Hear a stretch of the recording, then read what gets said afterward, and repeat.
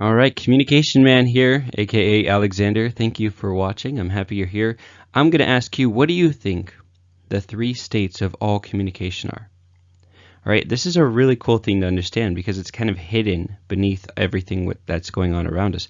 But if you know this, you can figure out what state you are in and also what state the person you're talking to is in.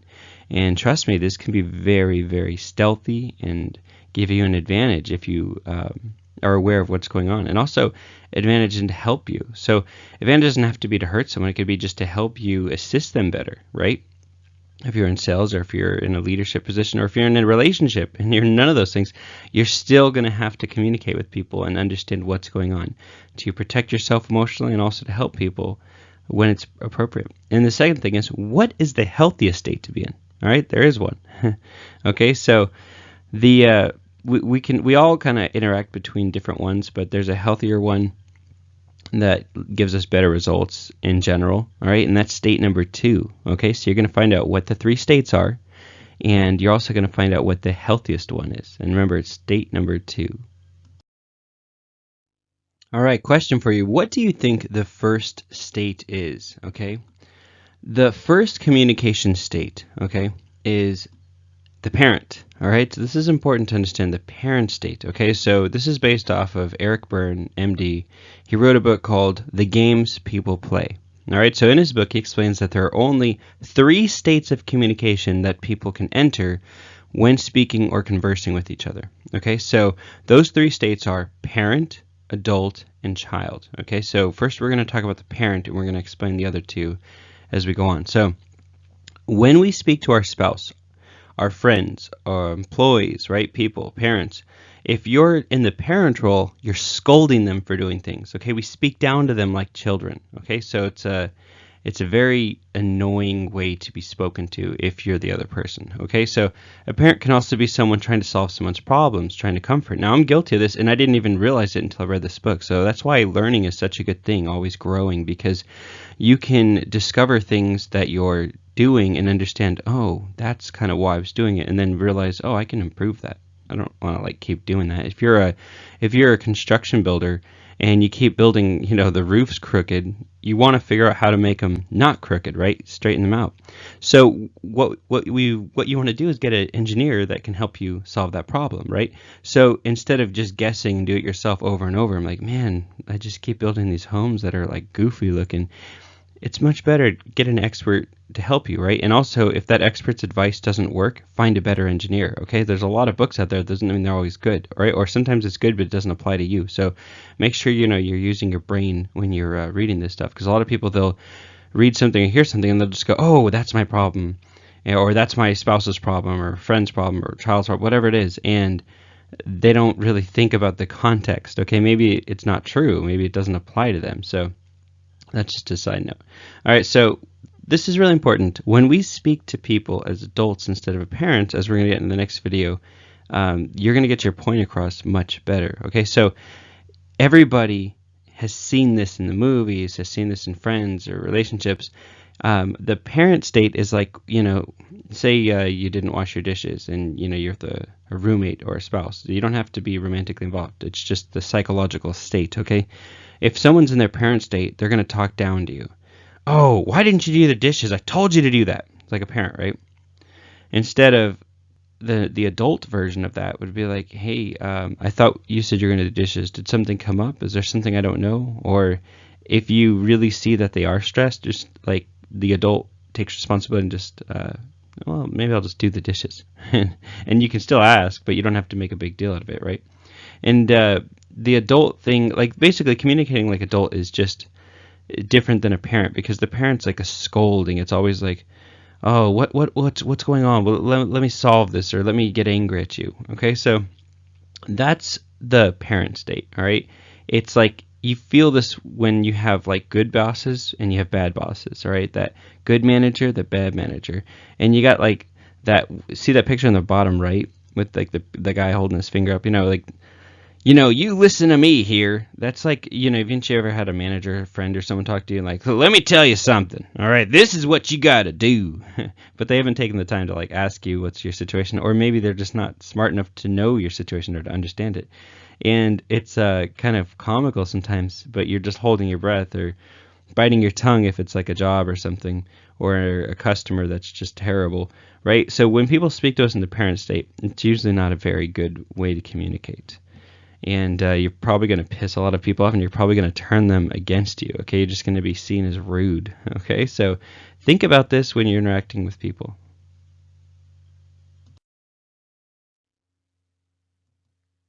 All right, what is the second communication state? All right, it's the adult. All right, it's the responsible adult state. Okay, so the adult state's important because when you're speaking in your adult state, that communication perspective, that state, what it means is you're solving the problem together, right, with someone, or you're respectfully asking them about a situation. You're not accusing them like a parent to a child or a teacher to a kid, It's not about scolding them like they're a 5-year-old, right? And when we act as an adult, we are acting as assertive, confident individuals, all right? So an adult deals with an awkward situation tactfully, all right? A parent does it like they're trying to get someone in trouble or pinch them or emotionally pinch them, like, oh, look what they did. That's the parent, right? The adult just looks at it like, well, okay, let's see what's going on. So if you're being treated disrespectfully, rather than acting like a parent and saying, you shouldn't talk to people like that, you're acting rude, right? As an adult, you can just tell them, like, in an assertive way, you know what, I find your behavior disrespectful, and I'm not going to be working with you on future projects, or whatever's appropriate for the situation. This is the last time I do business here. But you don't do it like a child where you scream and have a temper tantrum. You do it from a very calm, confident, assertive position, and you're calm. That's the difference. You're in control, versus the child's not in the control, and the parent's like way too overzealous, right, to get someone in trouble. They're excited about it. An adult, you're not trying to discipline them. You're not their parent. You just don't want that responsibility, okay? And trust me, no, you don't want that responsibility over anyone, okay?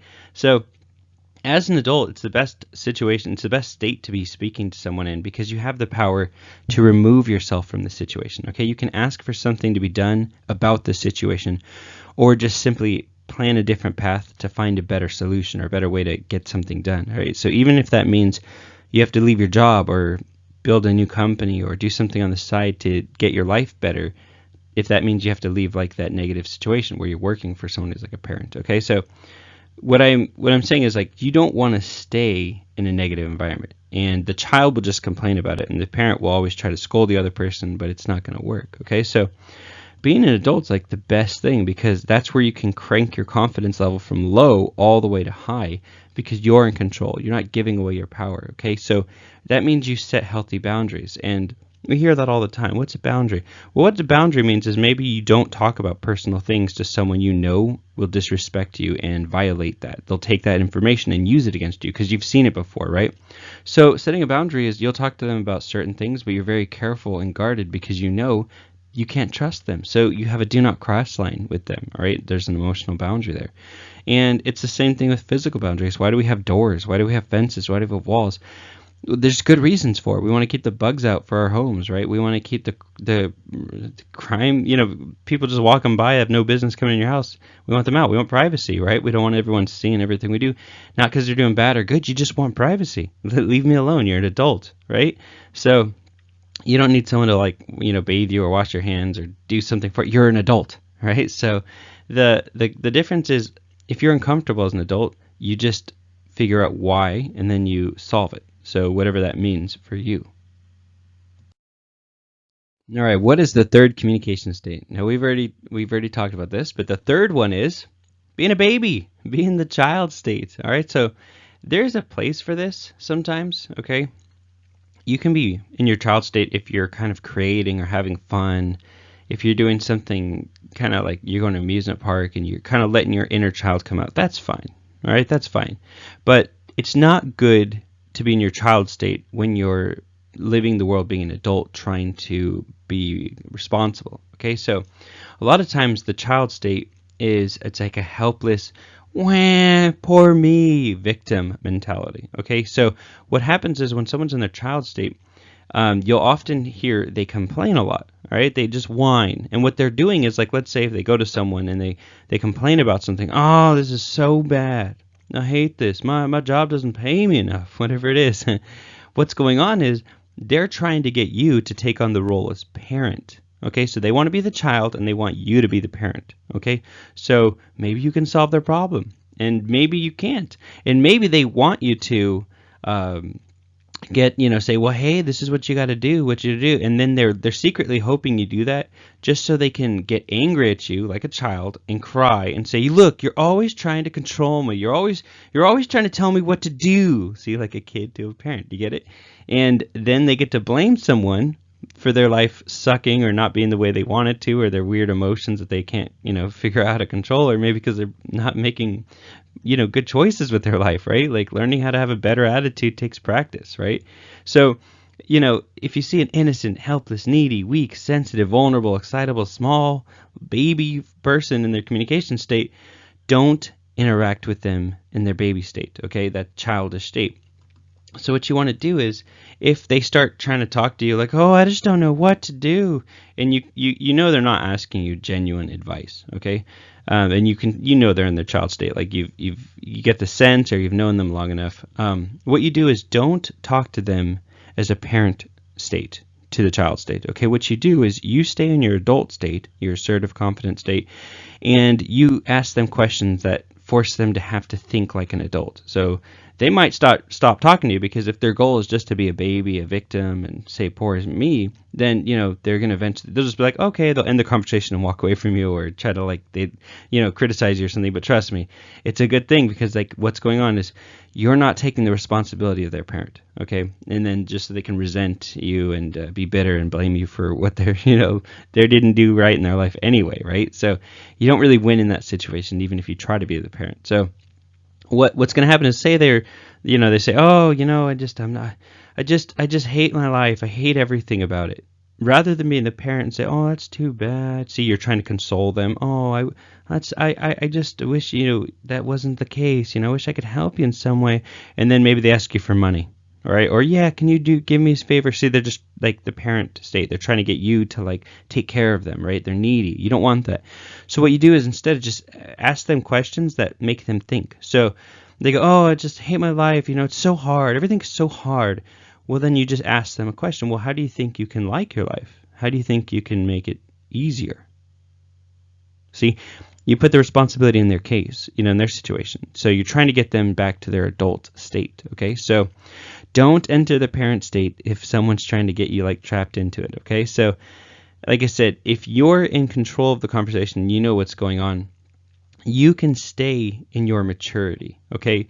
If they have a lack of maturity, don't go down to their level, and don't get trapped in their victimhood mentality, because that's what they want. They just, I'm vulnerable, I'm small, I can't do anything. They just want that, someone to take care of me. It's so hard. Just everything's hard.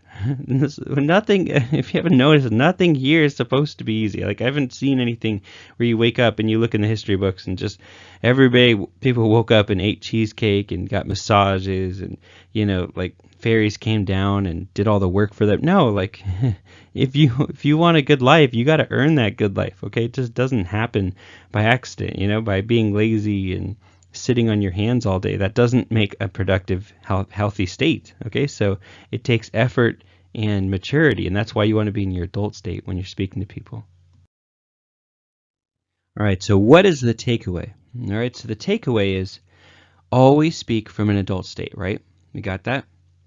You don't want to be the parent. You don't want to be responsible for someone else's emotions or moods or life problems, all right? And you don't want to be the child whining to someone. So this is a really cool thing, because I've been working on this too. I told my son, if I complain, tell me and I'll give you $1. And for my fiance, if I complain, I said, tell me and I'll give you $5. Because the goal is, I don't want to complain anymore, right? First off, it creates the thing you don't want, it just magnifies it. So you're constantly going backwards in your head. If you want to get a solution, get a better life, you have to think and feel about the solution, right? The better thing. So instead of talking about how much you hate your life, talk about the life you love, right? And keep going towards that, whatever that is, and building it, not just moving towards it, but doing something. So whether that means cleaning up your house, cleaning up your room, putting up new art, beauty, something that makes you enjoy your life a little bit better, right? Taking better care of your body, you'll start magically loving your body a little more if you treat it with a little more dignity. So that's the adult state, right? And I put down here, the strong shall prevail, right?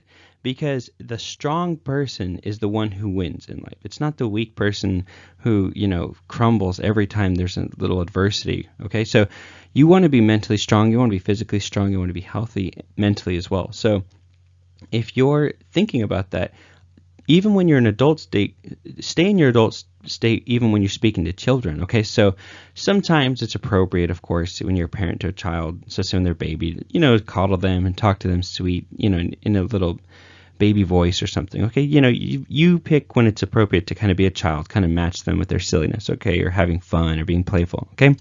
But in general, you still want to be like the adult when you talk to them, because if you're the parent to them, you're going to teach them that state, and that's how they're going to learn how to communicate to people when they get older. So if you're, you ask your child, hey, can you, pick up your toys, put them back in the box, and then you come back and you go, why didn't you pick up your toys? I told you to put them in the box. Well, you're speaking from the parent to the child, and that's how they're going to copy you. Okay, they're going to learn that with their employees when they get older, with their kids, their friends. So you can just teach them the correct state, okay, which is the adult to the child. And you can say, hey, I noticed you're having a lot of fun. Did you forget that I told you to pick up the toys? And maybe they said yes, maybe they said no. It really doesn't matter, because you're going to gauge that. You're going to figure that out. But what you do is you kind of come alongside them and say, hey, let's pick up the toys. Okay, can you grab that one? Can you grab that one? And, maybe they throw a temper tantrum. And if they do, you don't scream at them and go, I told you to stop doing that. You just stay the adult, right? Okay, well, let's work through this. Come on. You want to play with them later? You want to play with them tomorrow? Talk to them like an adult. Right? Help them kind of process this. They don't understand maybe taking away the toys that they can play with them later, right? Like their brain hasn't developed yet. So you got to help them develop. And yeah, it's going to take patience, but rather than scolding them and screaming at them, speaking to an adult, you're going to help them learn how to think, just like what you had to do. Okay? When you were a little kid, you had to learn too. So someone lovingly had to help you, and if they didn't, well then you don't like that, right? You probably ticked you off and you wish they did. So think about that when you're speaking to people, okay? And another thing that was interesting in the book is they talked about this, the courthouse principle, okay?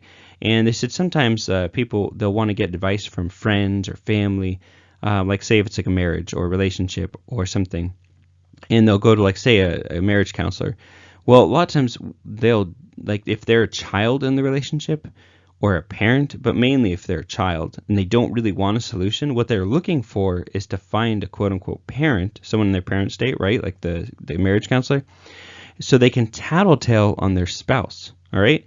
And if their spouse is in their adult state, their spouse is just going to get frustrated. And a lot of times what they'll do is the person who's more like the child in the relationship will just go and try to tattletale and paint this horrible picture to the marriage counselor, which takes on the role as parent, and then tries to discipline the one that's the adult, the one that's like actually responsible.